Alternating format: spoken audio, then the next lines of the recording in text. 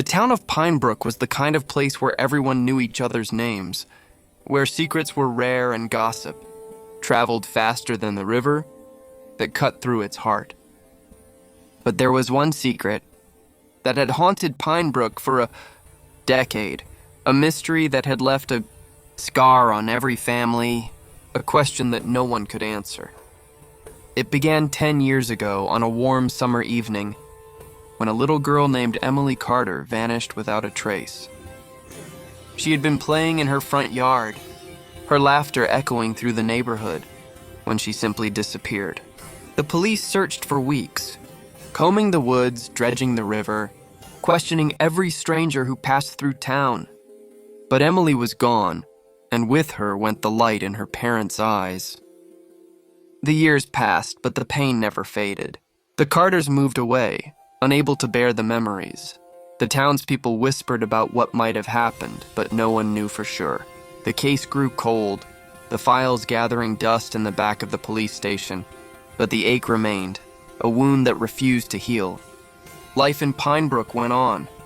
Children grew up, new families moved in, and the town tried to forget. But every summer, when the fireflies danced in the twilight and the air was thick with the scent of honeysuckle, the memory of Emily's disappearance returned, heavy and unspoken. It was during one of these summers, exactly 10 years after Emily vanished, that a new face arrived in Pinebrook, a face with a wet nose, sharp eyes, and a badge on his collar. His name was Rex, a German shepherd with a reputation for solving the toughest cases. He had been assigned to Officer Sarah Blake, a young woman with a quiet determination and a heart, still raw from her own losses. Rex was no ordinary police dog. He had a gift, a nose that could pick up the faintest scent, a mind that never forgot, and a loyalty that ran deeper than blood. He and Sarah had been partners for 3 years, and together they had cracked cases that others had given up on. But nothing could have prepared them for what awaited in Pinebrook. Their arrival was met with curiosity and hope. The townspeople watched as Sarah and Rex settled into their new routine, patrolling the streets, visiting the school, and making friends with the children. But beneath the surface, the old wound throbbed. The town was still haunted by the mystery of Emily Carter, and some wondered if the new team might finally bring answers.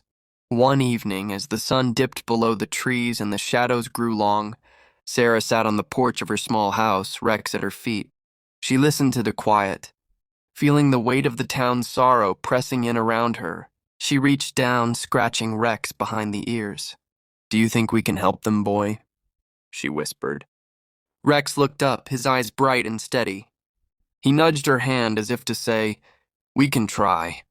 Neither of them knew that the answer to Pinebrook's greatest mystery was closer than anyone imagined, and that soon, the whole town would be in tears. The days in Pinebrook passed in a gentle rhythm. Sarah and Rex became a familiar sight, walking the streets, visiting the market, and stopping to chat with the townspeople. Children flocked to Rex, who accepted their hugs and treats with patient dignity. Even the most reserved elders found themselves smiling at the sight of the loyal dog and his determined partner. But beneath the surface, Sarah sensed the tension that still gripped the town.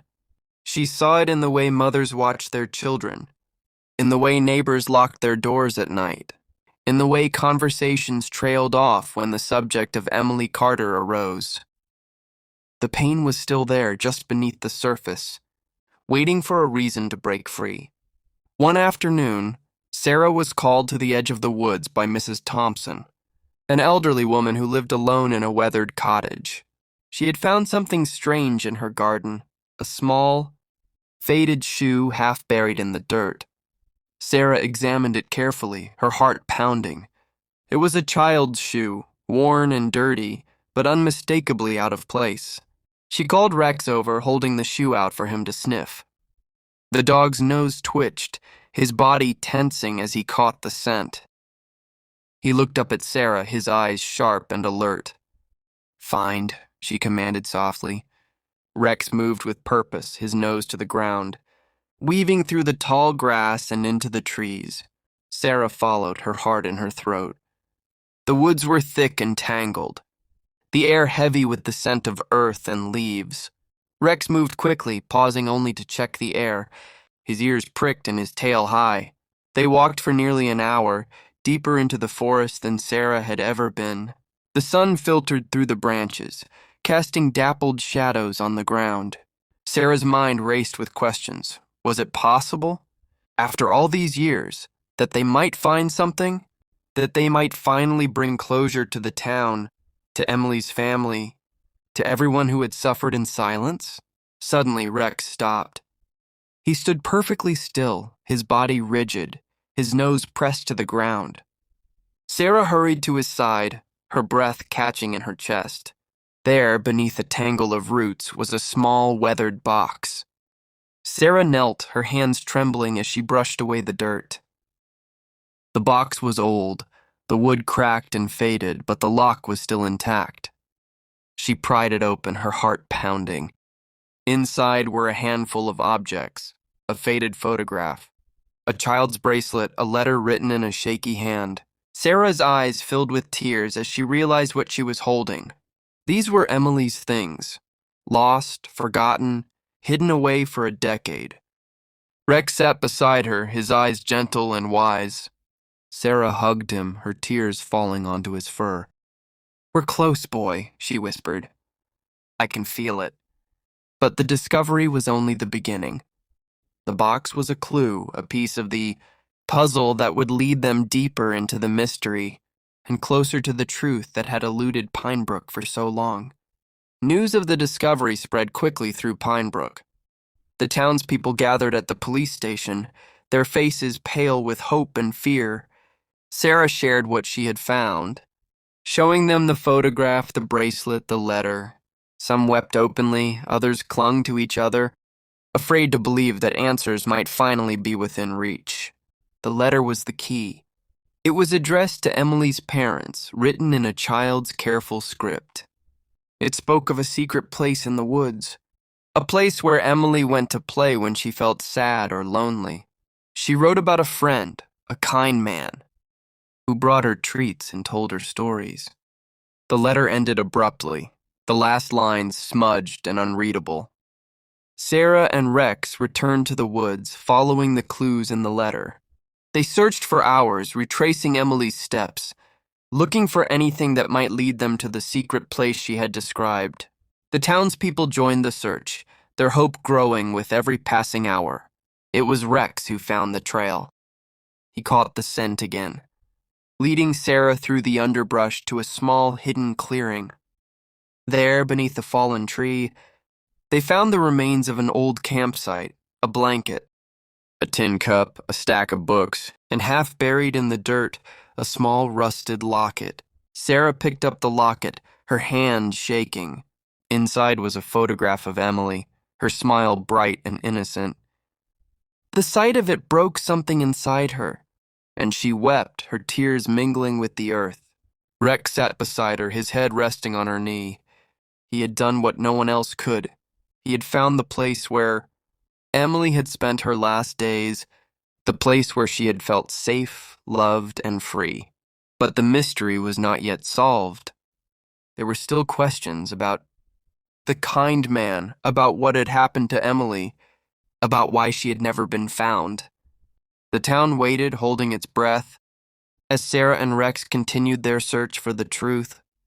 It was in the old police files that Sarah found the final clue, a report about a drifter who had passed through Pinebrook the summer. Emily disappeared. He had been questioned, then released, his name forgotten. But in the margins of the report, someone had scribbled a note. Dog barked at him, wouldn't let him near the Carter house. Sarah's heart raced. She realized that Rex's predecessor, the old police dog, had tried to warn them. The answer had been there all along, hidden in plain sight. With renewed determination, Sarah and Rex set out to find the truth, to bring justice to Emily, and to heal the wound that had haunted Pinebrook for so long. The final days of the investigation were a blur of interviews, searches, and sleepless nights. Sarah and Rex worked tirelessly, piecing together the fragments of the past, following every lead, refusing to give up. It was Rex who led them to the old cabin on the edge of town, a place long abandoned, hidden by overgrown vines and forgotten memories.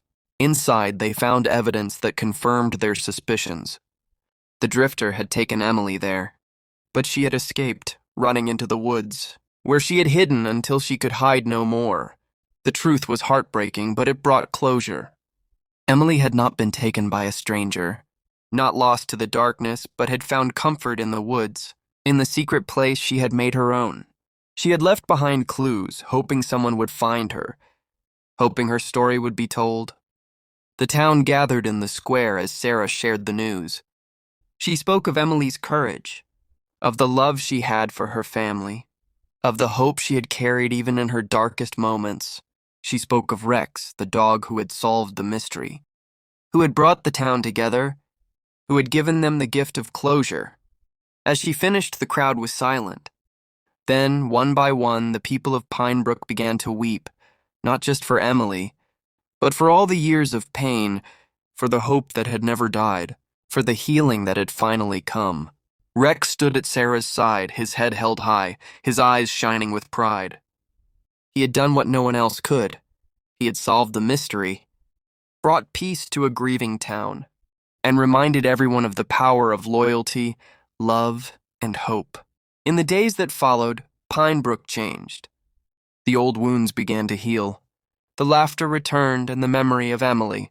Carter was honored with a new playground.